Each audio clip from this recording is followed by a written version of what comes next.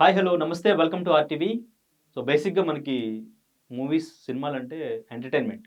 Entertainment కోసమే సినిమాలు చూస్తుంటాం. కొన్ని సినిమాలు మాత్రం కొన్ని రియల్ ఇన్సిడెంట్స్‌ని బేస్ చేసుకొని కొంతమంది డైరెక్టర్స్ సమాజంలో ఏం జరుగుతుంది? ఎవరి లైఫ్ ఎలా ఉంటుంది? ఇవన్నీ కూడా సమాజానికి చూపించే ప్రయత్నం చేస్తూ ఉంటారు. అటువంటి సినిమానే 'ఎల్‌జీబీటీ'. 'ఎల్‌జీబీటీ' అనే సినిమా జూన్ 19థ్ రిలీజ్ అవ్వబోతుంది. సో, 'ఎల్‌జీబీటీ' అంటే లెస్బియన్, గేస్, ట్రాన్స్‌జెండర్స్, బైసెక్సువల్ వీళ్ళ లైఫ్ ఎలా ఉంటుంది? దీనికి సంబంధించే సునీల్ రెడ్డి గారు ఒక పర్ఫెక్ట్ స్టోరీని అందరినీ కూడా రియల్‌గా దాదాపు ఒక 30 మంది ట్రాన్స్‌జెండర్స్ అండ్ ఇంకా మిగిలిన వాళ్ళందరూ కూడా గేస్ గాని, బైసెక్సువల్ గాని వీళ్ళందరినీ కూడా రియల్ క్యారెక్టర్స్‌ని తీసుకొని ఒక మంచి స్టోరీని తయారు చేశారు. జూన్ 19థ్ మనం సినిమా చూడబోతున్నాం. ప్రస్తుతానికి మనతో పాటు యాక్టర్స్ ఉన్నారు. ఆనంద్ చక్రపాణి గారు. సో, హీరోయిన్ ఫాదర్‌గా ఆయన ఇందులో యాక్ట్ చేయడం జరిగింది. అండ్ ఇంకా హీరోయిన్‌గా చేసిన హిమ కూడా ఉన్నారు. వాళ్ళతో ఒకసారి మూవీకి సంబంధించి మాట్లాడదాం. డీటెయిల్డ్‌గా అడిగి తెలుసుకునే ప్రయత్నం చేద్దాం. ఎలా ఉండబోతుంది మూవీ? హలో అండి. హాయ్. నమస్తే. నమస్తే. నమస్తే అండి. నమస్తే. చాలా అందంగా ఉన్నారు మీరు. Thank you. ఓకే. ఏంటసలు ఎల్‌జీబీటీ అంటే టైటిల్ విన్నప్పుడు కొత్తగుంది అసలు ఎల్‌జీబీటీ అంటే ఏంటని. సునీల్ రెడ్డి గారు అన్నీ ఇటువంటి సినిమాలే చేస్తుంటారు ఆయన. రియల్ ఇన్సిడెంట్స్ అన్ని బేస్ చేసుకున్నవి. ఈ క్రైమ్ స్టోరీసు. కానీ ఇప్పుడు చాలా కొత్తగా ఆలోచించారు. అసలు ఆయనకి ఆలోచన ఎలా వచ్చిందో ఎల్‌జీబీటీ అని. అంటే అందరూ అంటే ట్రాన్స్‌జెండర్స్‌ది ఒక స్టోరీ చేయొచ్చు. అవును. గేస్‌ది ఒక స్టోరీ చేయొచ్చు. సో, ఇట్లా చేయొచ్చు. బట్ అందరి స్టోరీ కలిపి ఒక స్టోరీగా అది కూడా సీన్ టు సీన్ కనెక్షన్ ఉండాలి మళ్ళీ. సో, మరి అసలు ఇది ఎలా ఉండబోతుంది? అంటే యాక్చువల్లీ టైటిల్ ఎల్‌జీబీటీ హ్మ్. కానీ ఎక్కువ ఫోకస్ అంతా కూడా ట్రాన్స్‌జెండర్స్ మీదే. ఓకే. ఒకటి గే క్యారెక్టర్స్ ఉన్నా కూడా main focus is on transgenders. Okay. వాళ్ళ డే టు డే లైఫ్, వాళ్ళకుండే ప్రాబ్లమ్స్, సొసైటీలో వాళ్ళు ఫేస్ చేసే డిస్క్రిమినేషన్, హ్మ్. జ్యుడిషియరీ పరంగా కూడా వాళ్ళకుండే ఇబ్బందులు. ఓకే. అంటే లీ లా కూడా లీగల్ బ్యాటిల్ అని అందుకే పెట్టారా? లీగల్ హ్మ్. బ్యాటిల్ అందుకే పెట్టారు. హ్మ్. లా వీళ్ళకి సంబంధించిన లాలో కూడా ల్యాప్సెస్ ఉన్నాయి. అంటే ఆయన చాలా సునీల్ కుమార్ రెడ్డి గారు ఏంటంటే, ఇటువంటి టాపిక్స్ ఆయన తీసుకొని చేసే సినిమాలన్నీ కూడా. అయితే ఆథెంటిసిటీ కోసం చాలా రిసర్చ్ చేస్తారాయన. విపరీతంగా రిసర్చ్ చేస్తారు. దానికి సంబంధించి బుక్స్ చదవడం కానీ, ఆ పర్సన్స్‌ని మీట్ అవ్వడం, రిసోర్స్ పర్సన్స్‌ని మీట్ అవ్వడం, హ్మ్. అవన్నీ జరిగిన తర్వాత స్క్రిప్ట్ రాసుకుంటారు. ఈ సినిమాకి కూడా చాలా రిసర్చ్ చేశారాయన. అంటే సుప్రీం కోర్ట్ జడ్జెస్‌ని కలవడం, యాక్టివిస్ట్‌ని కలవడం, వీళ్ళల్లో ఒక టాప్ లెవెల్‌లో ఉండే ఒక ఎడ్యుకేటెడ్ పీపుల్, తర్వాత ఫైట్ చేస్తున్నవాళ్ళు, ఓకే. వీళ్ళ రైట్స్ కోసం ఫైట్ చేస్తున్నవాళ్ళు, వాళ్ళని కలిసి పూర్తిగా అసలు ఈ సమాజం ఏంటి అసలు, వీళ్ళ కమ్యూనిటీ ఏంటి, ఇదంతా కూడా స్టడీ చేసి తర్వాత స్క్రిప్ట్ స్టార్ట్ చేశారు ఆయన. ఓకే. స్క్రిప్ట్ రాసిన రోజులు కూడా వీళ్ళని పక్కన పెట్టుకొని డౌట్స్ అన్ని క్లారిఫై చేసుకుంటూ, అంటే ఫ్యాక్ట్స్ తీసుకొని చేయడం జరిగిందనమాట ఓకే. సినిమా. రైట్. సో, కానీ అంటే మీరు ఫాదర్ క్యారెక్టర్ యాక్సెప్ట్ చేయడానికి రీజన్ ఏంటంటే 'గాంధీ తాత చెట్టు' గాని, అంటే మీరు చేస్తున్న ప్రతి మూవీ కూడా ఫాదర్ క్యారెక్టర్ పెద్ద పెద్ద సినిమాల్లో చేస్తుంటారు. మంచి ఆ హీరోయిన్ ఫాదర్ క్యారెక్టర్ చేస్తుంటారు. కానీ ఈ మూవీ ఫాదర్ క్యారెక్టర్ యాక్సెప్ట్ చేయడానికి ప్రత్యేకమైన రీజన్ ఏమైనా ఉందా? యాక్సెప్ట్ చేయడానికి ప్రత్యేకమైన రీజన్ ఏం లేదు. అంటే హ్మ్. ఇప్పుడు నటుడనేవాడు అన్ని పాత్రలు చేయాలి కదా. హ్మ్. కాకుండా ఇప్పుడు సునీల్ కుమార్ రెడ్డి గారంటే నాకు గౌరవం. ఓకే. ఎప్పటి నుంచో రెస్పెక్ట్ ఆయన అంటే. అంటే ఆయన చేసే సినిమాల్లో ఆథెంటిసిటీ ఉంటుంది. హ్మ్. అంటే ఏదో ఫిక్షనలైజ్ చేసి మసిబూసి మారేడుకాయ ఆ టైప్‌లో ఉండదు. ఫ్యాక్ట్స్ తీసుకొచ్చి పెడతారాయన. హ్మ్. సో, అటువంటి డైరెక్టర్‌తో వర్క్ జేయడం అంటే నేను ఎప్పటినుంచో ఆయనతో కలిసి పని చేయాలని ఉన్నా కూడా కుదరలేదు. ఈ సినిమాకి అడిగారాయన. ఇది సబ్జెక్ట్ అని చెప్పారు. ఓకే. కొంచెం అంటే కొద్దిగా ఆలోచిస్తాం కదా! హ్మ్. ఏంటి ఏంటంటే చేద్దామా? ఫస్ట్ ఏంటి వద్దా? మీ మైండ్‌లోకొచ్చిన ఆలోచన ఏంటి అసలు ఫస్ట్? అదే అంటే ఇప్పుడు ఇది ఎవరు టచ్ చేయని సబ్జెక్ట్. హ్మ్. మనకు కూడా పెద్ద అవగాహన లేని సబ్జెక్ట్. ఎక్కడో చోట మనకు తారసపడతారు చూస్తాం కానీ, ఇన్ డెప్త్ అవగాహన అనేది ఉండదు వాళ్ళ పట్ల. సో, నేను ఆలోచించి నేను ఒకటే అనుకున్నాను. ఇప్పుడు మంచి సినిమా, ఒక కాజ్ కోసం తీస్తున్న సినిమా. ఓకే. ఇటువంటి సినిమాలో పార్ట్ అవ్వడం అదృష్టమే కదా అనుకున్నాను నేను. అట్లా ఓకే. నేను యాక్సెప్ట్ చేశాను. ఓకే. అంటే మీ కొడుకు ట్రాన్స్‌గా చేంజ్ అయితే యెస్. మీ ఫీలింగ్ ఏంటి? అసలు ఫాదర్‌గా మీరేం జేస్తారనేది మీ క్యారెక్టర్. అవును. ఓకే. అంటే అంటే ఈ మీకే క్యారెక్టర్‌కి ఓ మంచి ఆర్క్ ఉంది సినిమాలో. హ్మ్. ప్రతి transgender parent father what he goes through first time తెలిసినప్పటి నుంచి తర్వాత జరుగుతున్న మార్పులు ఇవన్నీ కూడా చూసి ఎట్లా ఫీల్ అవుతాడు అతను, Okay. ఏంటి అతను వాట్ హీ గోస్ త్రూ అనేది కాకుండా అసలు ఎట్లా ఉండాలి అనేది కూడా ఈ క్యారెక్టర్ ద్వారా చెప్తారు అన్నమాట. అంటే జస్టిఫికేషన్ ఆర్ మెసేజ్, పేరెంట్స్ ఇట్లా ఉండకూడదు, యాక్సెప్ట్ చేయాలి అనేది చివరిగా చెప్పేది. Okay, right. సో హిమ గారు, మీకు ఇంతకుముందు ఏదైనా సినిమాలు చేసిన ఎక్స్పీరియన్స్, అసలు ఏం షార్ట్ ఫిలిమ్స్, లేదండి. మూవీస్, ఏం చేయలేదు కెమెరా అసలు. ఎక్స్పీరియన్స్ ఫస్ట్ లేదా? ఫిలిం ఇది. ఓకే, నార్మల్ గా టైం పాస్ కి రీల్స్ తీసేదాన్ని ఇన్స్టాలో తప్ప అసలు ఏం చేయలేదు. అవునా? ఓకే, ఏం చేస్తుంటారు మీరు? నేను Profession మూవీకి ఏది? ముందు అయితే బెగ్గింగ్ చేసేదాన్ని. అవునా? నార్మల్ గా ట్రాన్స్జెండర్స్ చేస్తున్నట్టే బెగ్గింగ్ చేసేదాన్ని. ఓకే. ఏమనిపించింది స్టోరీ చెప్పినప్పుడు కానీ, మీరు చేస్తున్నప్పుడు కానీ, మీ రియల్ లైఫ్, మీ స్టోరీ అట్లా ఏమైనా కనెక్ట్ అయిందా? మూవీ మొత్తం మా రియల్ లైఫ్ మీదనే డిపెండ్ అయి ఉంటది. సార్ స్టోరీ చెప్పినప్పుడు నాకేదో కథలాగా, ఏదో మూవీలాగా అనిపించలేదు. మా రియల్ లైఫ్‌ని మాకు మళ్ళీ చెప్తున్నట్టు, మా స్కూల్ లైఫ్, మా ఫ్యామిలీలో మేమేం ఫేస్ చేసాం, ఆ సిట్యుయేషన్సే మళ్ళీ చూసినట్టు అనిపించింది సార్ చెప్తుంటే.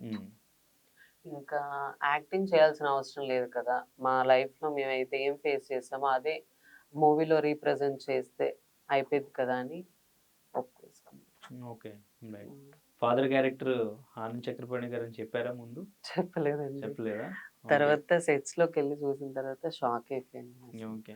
సార్‌ని నేను ఇంతకుముందు మూవీస్‌లో చాలా మూవీస్‌లో చూసాను. ఇంకా మా ఫా మూవీలో ఫాదర్ క్యారెక్టర్ అనగానే నేను చాలా షాక్ అయ్యాను, భయపడ్డాను. అంటే పెద్ద యాక్టర్ కదా! ఎలా రిసీవ్ చేసుకుంటారు, ఎలా మాట్లాడాలో అని భయపడుతున్నప్పుడు సార్ షూట్‌కి ముందు ఒక కొంచెం టైం ఉంటది కదా! ఆ టైంలో సార్ పిలిచారు. క్యారవాన్‌లోకి పిలిచి మీరెలా ఉంటారు? ఏంటి? మీ లైఫ్ ఏంటి? అని ఒక ఫ్రెండ్లీగా ఒక 1 అవర్ మాతో టైమ్ స్పెండ్ చేశారు సార్. ఓకే. అలా టైమ్ స్పెండ్ చేసిన తర్వాత మాకు ఇంకా భయం లేదింకా. కొంచెం బాండ్ లాగా, ఫ్రెండ్లీ బాండ్ లాగా క్రియేట్ అయిన తర్వాత ఇంకా సార్‌తో ఇంక మూవ్ ఆన్ అయ్యాను ఇంకా సెట్స్‌లో. ఓకే. అంటే రియల్ లైఫ్‌లో మీ లీగల్ బ్యాటిల్ ఏంటి? ఈ మూవీలో ఏం చూపించారు? రియల్ లైఫ్‌లో మేము ఫ్యామిలీతో ఎదుర్కొనే డిస్క్రిమినేషన్ కావచ్చు, స్కూల్‌లో డిస్క్రిమినేషన్ కావచ్చు, సొసైటీతో ఎదుర్కొనే చీదరింపులు కావచ్చు. ఆహ్, చాలా ఫేస్ చేస్తాం కదండీ! ఇప్పుడు సొసైటీతో, రిలేటివ్స్‌తో, ఫ్యామిలీతో, స్కూల్‌లో ఇవన్నీ ఏమేం ఫేస్ చేస్తామో అవన్నీ సేమ్ టు సేమ్ మూవీలో ఉంటాయి.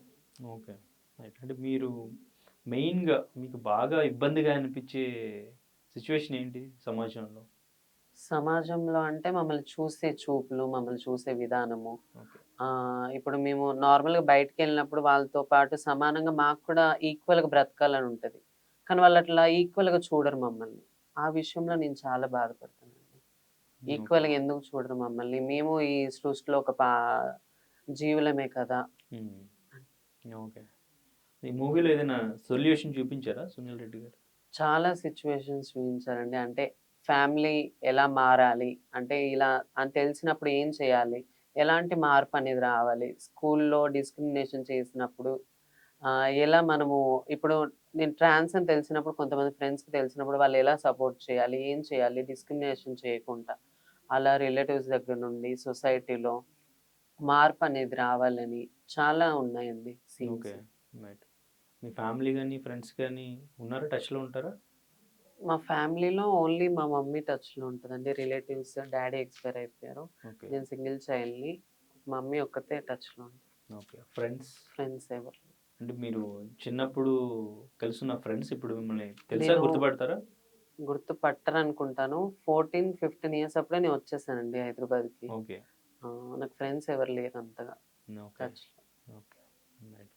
మీకు సార్, అంటే మీకు ఎప్పుడైనా మీరు బయట ఏదైనా సిట్యుయేషన్ ట్రాన్స్‌జెండర్స్‌కి సంబంధించి ఎందుకు ఇలా జరుగుతుంది? సో ఇది చేంజ్ అయితే బాగుండు కదా! అని మీ రియల్ లైఫ్‌లో మీరేదైనా చూసింది, సునీల్ రెడ్డి గారితో మీరేదైనా మాట్లాడింది, లేదంటే ఆయన మీకేదైనా చెప్పింది, అది ఈ సినిమాలో వర్కౌట్ చేసింది, ఇటువంటి సిట్యుయేషన్ ఏమైనా ఉందా? అంటే మామూలుగా అందరం చూస్తుంటాం కదా బయట, హ్మ్. ఎక్కడైనా సిగ్నల్స్ దగ్గర కానీ ట్రైన్‌లో కానీ హ్మ్. చూసినప్పుడు ఎప్పుడన్నా అనిపిస్తుంది మనకు, అయ్యో అని అనిపిస్తుంది. కానీ ఈ సినిమా చేయడం వల్ల ఏమైందంటే కొంచెం ఎక్కువ డీప్‌గా వీళ్ళ గురించి ఆలోచించే అవసరం వచ్చింది. ఓకే. ఇన్ ద సెన్స్ అంటే మనం ఆలోచించాలని అనుకోకపోయినా కూడా హ్మ్. అది తెలుస్తుంది కదా మనకి. షూట్ చేసి ఇంటికి పోయిన తర్వాత ఓకే. ఎందుకు ఇట్లా ఇంత డిస్క్రిమినేషన్ ఎందుకు? వాళ్ళు హ్యూమన్ బీయింగ్సే కదా! హ్మ్. వాళ్ళకి ఎవరి ప్రేమ లేదు వాళ్ళకి. తల్లిదండ్రి ప్రేమ లేదు, ఫ్రెండ్స్ లేరు. హ్మ్. సొసైటీ కూడా చీదరింపులు ఇటువంటివి ఉంటాయి. ఓకే. ఎంత కష్టం వీళ్ళ లైఫ్ అనేది ఓ ఇంట్రాస్పెక్షన్ అనేది జరుగుతుంది కదా! హ్మ్.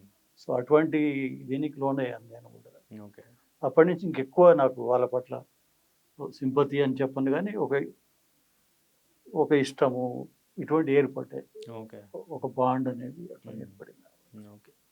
అంటే మీరు నార్మల్‌గా హీరోయిన్‌కి ఫాదర్ క్యారెక్టర్ చేయడానికి, ట్రాన్స్‌జెండర్‌కి ఫాదర్ క్యారెక్టర్ చేయడానికి, మీలో ఉన్న యాక్టర్‌ని ఇంకొంచెం అంటే వేరే ఇంకేదో మనం ట్రై చేయాలి, ఇంకేదో చూపించాలి అనేది ఏదైనా ఈ పాత్రలో మీకు కనిపించిందా? ఉంది. హ్మ్. రెగ్యులర్ హీరోయిన్‌కు చేయడం మామూలుగా ఉంటుంది అదంతా కూడా. కానీ హ్మ్. ఇక్కడ సబ్జెక్టే ఒక డిఫరెంట్ కైండ్ ఆఫ్ సబ్జెక్ట్. ఎవరికి తెలియని ఎక్కువ అవగాహన లేని హ్మ్. సబ్జెక్ట్ ఒకటి. తర్వాత ఇది ఒక ఛాలెంజింగ్ రోల్ ఒక రకంగా చెప్పాలంటే. అంటే మీలో ఇప్పటివరకు తీయని ఎమోషన్ ఏదైనా ఈ ఆ! మూవీలో ఉంది. ఈ క్యారెక్టర్‌లో ఉంది. తీసారా ఎమోషన్? ఓకే.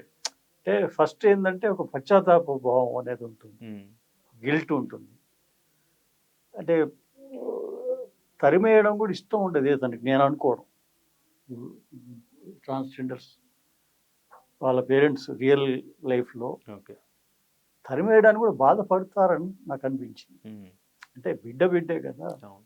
సొసైటీకి భయపడి ఆహ్, సో సోషల్ బాయ్‌కాట్‌నెస్ ఒకటి తర్వాత వీటికి భయపడే దూరం పంపిస్తారు తప్ప, హ్మ్.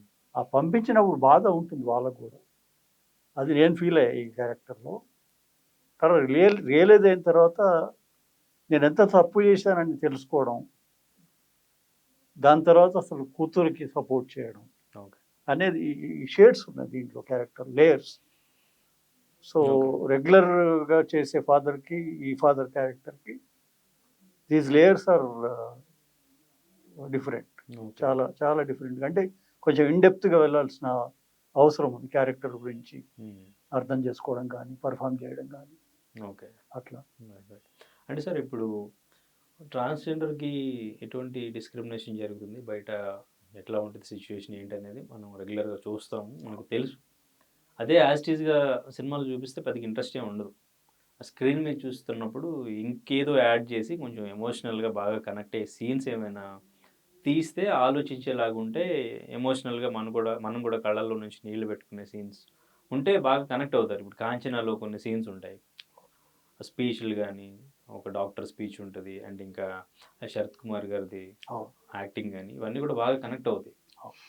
సో, కానీ ఇక్కడ మరి అలా కొత్తగా ఏమైనా సీన్స్ కొత్తగా అంటే ఎమోషనల్‌గా కనెక్ట్ అయ్యేలాగా ఏమైనా యాడ్ చేశారా? 'కాంచన' అనేది totally fictionalized story. Hmm. Though this film also fictional story. ఇది హ్యాండిల్ చేసే విధానం వేరు. ఇదంతా కూడా ట్రూ లైఫ్ వాళ్ళ ఇన్సిడెంట్స్, వాళ్ళు పడుతున్న బాధలు, హ్మ్. వాళ్ళకు ఎట్లా న్యాయం జరగాలి. ఇవి బేసిక్‌గా తీసుకొని చేసింది కాబట్టి ఒక ట్రూత్‌ఫుల్‌నెస్ ఉంటుంది ఈ ఫిల్మ్‌లో. ఓకే. యాక్చువల్‌గా వాళ్ళు ఏం ఫేస్ చేస్తున్నారు హ్మ్. అనేది చాలా ట్రూత్‌ఫుల్‌గా చూపించడం ఆథెంటిక్‌గా ఉంటుందన్నమాట. ఓకే. వేరే సినిమాలో అక్కడ సినిమాటిక్ లిబర్టీ తీసుకొని చాలా యాడ్ చేస్తారు అక్కడ. హ్మ్. ఇది ఎమోషనల్‌గా ఉంటుంది. చాలా ఓకే. ఎమోషనల్‌గా ఉంటుంది. ఇప్పుడు సినిమా క్యారెక్టర్ తన ఈ టీజర్స్ రిలీజ్ అయ్యాయి కదా! మంచి రెస్పాన్స్ ఉంది ఆ టీజర్స్‌కి. ఓకే. తను చెప్పే డైలాగులు అవన్నీ కూడా చాలా చాలా చాలా మంది ఫీల్ అయ్యారు. నాకు చాలా మంది మెసేజ్ చేశారు. ఆహ్, చాలా ఎమోషనల్‌గా ఉంది. చాలా హార్ట్ టచింగ్‌గా ఉంది హ్మ్. అని. సో, అటువంటి సిట్యుయేషన్స్ చాలా ఉంటాయి సినిమాలో. హ్మ్. ఓకే. అయన్నీ కూడా ట్రూత్‌ఫుల్‌గా ఉంటాయి. ఓకే. ఆథెంటిక్‌గా ఉంటాయి. ఓకే. రైట్. రైట్. అంటే మీరు చెప్పినట్టు బయట ఈ డిస్క్రిమినేషన్ గాని ఇదంతా కరెక్ట్ కాదు. రెస్పెక్ట్ చేయాలి, ఈక్వల్‌గా చూడాలి అనేది కొంతమంది అనుకున్నప్పటికీ కూడా కొన్ని కొన్ని సిట్యుయేషన్స్ వీళ్ళని దగ్గరగా రానిస్తే ఏం జరుగుతుందో అనే భయాన్ని క్రియేట్ చేసే సిట్యుయేషన్స్ కూడా కొన్ని చూస్తూ ఉన్నాం. అవును. ఆ ట్రైన్స్‌లోను ఇక్కడ రూడ్‌గా బిహేవ్ చేయడం, అటాక్ చేయడం ఆ! ఇటువంటివి కూడా చూస్తూ ఉన్నాం. సో, మరి దాని గురించి ఏం చెప్తారు? అయితే ఇప్పుడు ఈ కాలంలో చాలా మంది ఫేక్ ట్రాన్స్‌జెండర్స్ పెరిగిపోయారండి. వాళ్ళు ఎలా ఉంటారంటే వాళ్ళని మేము బైరూపోళ్ళని అంటాము. ఓకే. వాళ్ళు అప్పటిదప్పుడు వాళ్ళకి ఫ్యామిలీ, పిల్లలు, భార్య, పిల్లలు అందరూ ఉంటారు.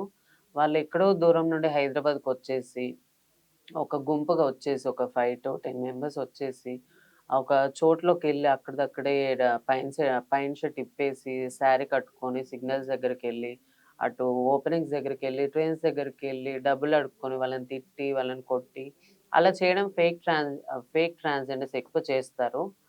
వాళ్ళని మా దాకా వచ్చింది ఆ సిట్యుయేషన్. మేము యాక్షన్ తీసుకోవాలన్నా వాళ్ళని మేము గుర్తుపట్టలేము. ఇప్పుడు అప్పటి వరకు శారీ కట్టుకున్న వాళ్ళు, వెంటనే వాళ్ళ పనయిపోయిన తర్వాత ప్యాంట్, షర్ట్ ఏసుకొని ఎక్కడికో ఎళ్ళిపోతారు. వాళ్ళని మేము ఎలా గుర్తుపడతాము? ఎలా వాళ్ళ మీద యాక్షన్ తీసుకోవాలని చాలా ఆలోచించాము.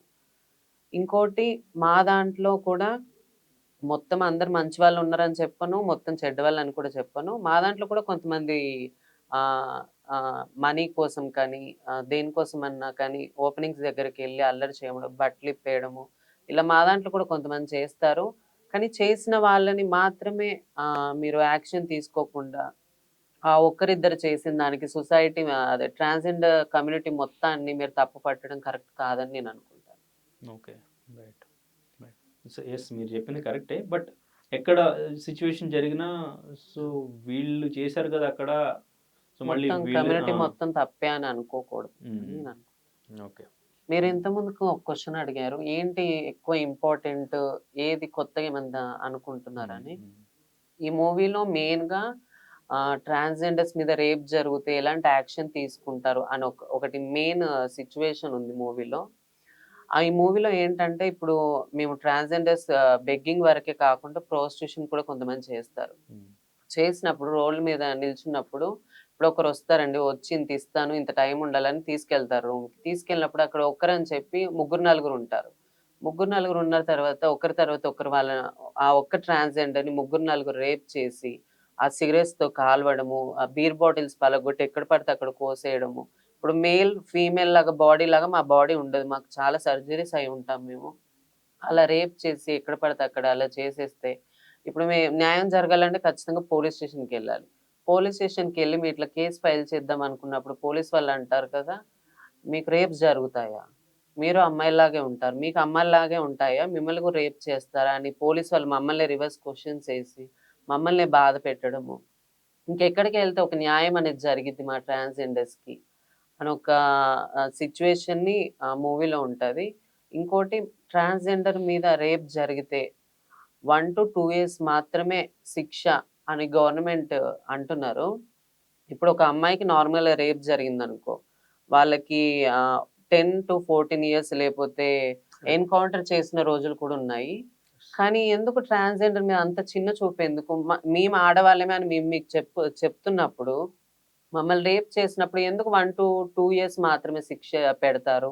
మేము ఆడవాళ్ళమే కదా! మాకు రేప్ జరిగినప్పుడు ఆడవాళ్ళతో ఈక్వల్‌గా మాకెందుకు ఉంచరు? ఆ శిక్షలు, ఆ లీగల్ రైట్స్ కానీ మాకెందుకుండవు? అని ఒక మెయిన్ పాయింట్ మీద ఈ మూవీ డిపెండ్ అయి ఉంటదండి. Oh! That's the crux of the film. Okay. Right. అది కరెక్ట్ కదా! హ్మ్. ఇప్పుడు మామూలు రేప్ జరిగినప్పుడు 10 years to 14 years life imprisonment. Okay. వీళ్ళకి జరిగినప్పుడు 1 ఆర్ 2 ఇయర్స్. అంటే చేసుకోండి పర్లేదు. 2 ఇయర్స్ మళ్ళీ బయటకొస్తాం అన్నారు. హ్మ్. ఓకే. తప్పు కదా అది. అంటే జ్యుడిషియరీ లాలోనే అటువంటి లొసుగులు ఉన్నాయి. అంటే హ్మ్. ఈక్వాలిటీ అనేది లేదు. ఓకే. దానికోసం ఫైట్. ఓకే. కానీ అంటే 'సునీల్ కుమార్ రెడ్డి' గారు ఎందుకు ఈ పాయింట్ తీసుకున్నట్టు అంటే, ఒక సినిమా తీస్తున్నప్పుడు ఒక డైరెక్టర్ కమర్షియల్‌గా కూడా వర్కౌట్ అవ్వాలి అని ఇప్పుడు ప్రొడ్యూసర్ దగ్గరికెళ్ళి స్టోరీ చెప్పినా కూడా కమర్షియల్‌గా కూడా వర్కౌట్ అవ్వాలి. పెట్టిన దానికి డబ్బులు రావాలి. ఈ కోణంలోనే ఆలోచిస్తారు మాక్సిమం. అవును. సో, ఆయన ఆలోచన ఏంటి అసలు ఈ సినిమా ఆయన తీయడం? ఆలోచన అంటే బిగినింగ్ నుంచి ఆయన పర్స్పెక్టివ్ డిఫరెంట్ అసలు. ఇప్పుడు ఇన్ని సినిమాలు తీశారు. ఏ ఒక్కటి కూడా కమర్షియల్ వయబిలిటీ ఆలోచించి తీసిన సినిమాలు కావు. అవును. ప్రతిదీ కూడా సమాజానికి ఉపయోగపడేలాగా ఓ సోషల్ ఇష్యూని తీసుకొని, ప్రాబ్లమ్ తీసుకొని సినిమాలు చేశారు ఆయన. నాకు తెలిసి ఆయనకు డబ్బులు ఏ సినిమాలో పెద్దగా రాలేదు. అయినా చేస్తారు ఆయన. హ్మ్. ఎందుకంటే సొసైటీని ఆయన చూసే కోణం వేరు. ఆ angle itself is different. Okay. So, ఆయనకు తృప్తినిచ్చే పని మొన్న ఒక ఇంటర్వ్యూలో చెప్పారు. హ్మ్. అంటే వేరే వాళ్ళు ఒక్క సినిమా తీసి చాలా పాపులర్ అయిపోతారు, డబ్బులు వస్తాయి అవి, మీరు పక్క నుంచి చిన్న సినిమాలు తీసి పక్క నుంచి నడుచుకుంటూ పోతారని అడిగారు ఇంటర్వ్యూ. ఆయన ఏం చెప్పాడంటే, నాకు నచ్చిన పని చేయడం కంటే సక్సెస్ ఏముంది ఇంకా. అంటే డబ్బుతో చూస్తే సక్సెస్ అనేది సబ్జెక్టివ్. ఇది అవును. ఒక డబ్బు వస్తే సక్సెస్ అనుకుంటాడు.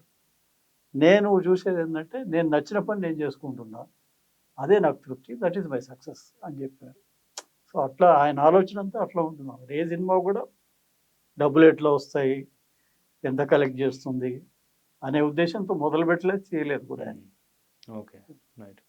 అంటే మీరు ఆలోచించారా నెక్స్ట్ మనం చేస్తున్న క్యారెక్టర్ కానీ చేయబోయే క్యారెక్టర్ కానీ ఎటువంటి క్యారెక్టర్లు వస్తాయి, ఎట్లా ఉంటుంది, దీని ప్రభావం ఏమైనా ఉంటుంది? ఎందుకంటే ఒక క్యారెక్టర్ చేస్తే ఆ క్యారెక్టర్లు కంటిన్యూ అవ్వడం, లేదంటే ఒక సినిమా చేస్తే ఆ సినిమాలో మనం ఎలా చేసాము అనేది అదే కావాలని మళ్ళీ నెక్స్ట్ సినిమా రావడం, ఇలా వస్తూ ఉంటాయి కదా. దానికి సంబంధించి ఏమన్నా ఆలోచించారా? లేదంటే దీనికి ఆలోచించాల్సినంత పని కూడా లేదు. ఎందుకంటే ఇప్పుడు ఫాదర్గా చాలా సినిమాలు చేశాను నేను, హీరోయిన్స్కి ఫాదర్గా. ఇది కూడా ఫాదర్ క్యారెక్టరే. ఇంకోటి దీని ఎఫెక్ట్ అంటూ ఏముంటుంది ఇప్పుడు, యాక్టర్స్ అంటే ఇప్పుడు మంచి గొప్ప నటులు ఎటువంటి క్యారెక్టర్స్ చేశారు, అసలు ఎటువంటి దానికోసం ట్రాన్స్ఫార్మ్ అయ్యారు, వాళ్ళ మీద ఏం ఎఫెక్ట్ పడింది? పడదు కదా. ఏమవుతుంది మ్యాక్సిమం, ఏమవుతుంది ఈ క్యారెక్టర్ అంటే ఇప్పుడు ఇటువంటి సినిమా ఇంకోటి తీయరు కదా. హీరోయిన్ ఫాదర్ అనే ముద్ర ఎప్పటి నుంచో ఉంది నాకు, అదే కంటిన్యూ అవుతుంది, అంతకుమించి జరిగేది ఏం లేదు కదా. Okay, right right. నెక్స్ట్ ఏం సార్, నెక్స్ట్ ఏ సినిమాలు చేస్తున్నారు, ఏమన్నా రిలీజ్? అట్లాస్ సైకిల్ అని ఒక ఫిల్మ్ అండి, కంటెంట్ బేస్డ్ ఫిల్మ్, అదొకటి జరుగుతుంది. ఇజ్జత్ అని ఇంకో ఫిల్మ్, ఈ రెండు జరుగుతున్నాయి. ఒకటి బైలింగ్వల్ ఫిల్మ్ స్టార్ట్ అవుతుంది, కన్నడ తెలుగు, బేస్మెంట్ దాని టైటిల్, త్వరలో స్టార్ట్ కాబోతుంది. ఓకే, ఈ ఉన్న ప్రాజెక్ట్స్ ప్రస్తుతం స్వయంభూ అనే ఫిల్మ్ రిలీజ్ కుంది. స్వయంభూ, ఓకే, అది రిలీజ్ కుంది, పెద్ద ఫిల్మ్ అది, అది రిలీజ్ కున్నాం. Okay, right. సో హిమ గారు, మీ ఎక్స్పీరియన్స్ అంటే టోటల్గా ఈ మూవీకి సంబంధించి ఎక్స్పీరియన్స్ గురించి ఏం చెప్తారు? లైఫ్ టైం ఎక్స్పీరియన్స్ అండి ఇది. ఎందుకంటే మళ్ళీ చేస్తామో చేయమో తెలియదు. ఇంత పెద్దవాళ్ళతో యాక్ట్ చేయడము, ఇంత మంచి ఛాన్స్ రావడం, ఆ ట్రాన్స్జెండర్ కమ్యూనిటీ మొత్తాన్ని రీప్రజెంట్ చేయడం నా ద్వారా చాలా ప్రౌడ్గా, చాలా హ్యాపీగా ఫీల్ అవుతుంది. Okay, right. So June 19th release అవబోతుంది థియేటర్లో. సో ప్రేక్షకులకి ఏం చెప్తారు? ప్రేక్షకులకి జూన్ 19న తప్పకుండా అందరూ వచ్చి మూవీని చూసి ఆదరించండి. మమ్మల్ని కూడా మీతో పాటు ఈక్వల్గా చూడాలి అని మనస్ఫూర్తిగా కోరుకుంటున్నాను. సినిమాలు ఎన్నో రకరకాల సినిమాలు వస్తుంటాయి, ఎంటర్టైన్మెంట్ బేస్డ్, ఇందాక ఆయన చెప్పినట్టు. కానీ ఈ సినిమాలు కూడా ఆదరించాలి, ప్రేక్షకులు ఆదరించాలి. ఎందుకంటే ఇది ఎంతో కష్టపడి, దీనికి ఏం స్టూడియో సపోర్ట్ కానీ ఒక పెద్ద ప్రొడ్యూసర్ బ్యాకింగ్ అట్లా ఉండదు. ఇది ఎవరికైతే ఆ థాట్ ఉంటుందో, ఎవరైతే ఎటువంటి సినిమాలు తీస్తారో వాళ్ళు కష్టపడి డబ్బులు పోగేసుకొని ఈ లాస్ అవుతుందని తెలిసి కూడా చేస్తారు ఇటువంటి సినిమాలు. ప్లస్ ఆ కమ్యూనిటీ ఎంత డిస్క్రిమినేషన్ గురైంది, ఎంత ప్రాబ్లమ్స్ ఫేస్ చేస్తున్నారు. సో మన తోటి మనుషులు వాళ్ళు, they are fellow human beings.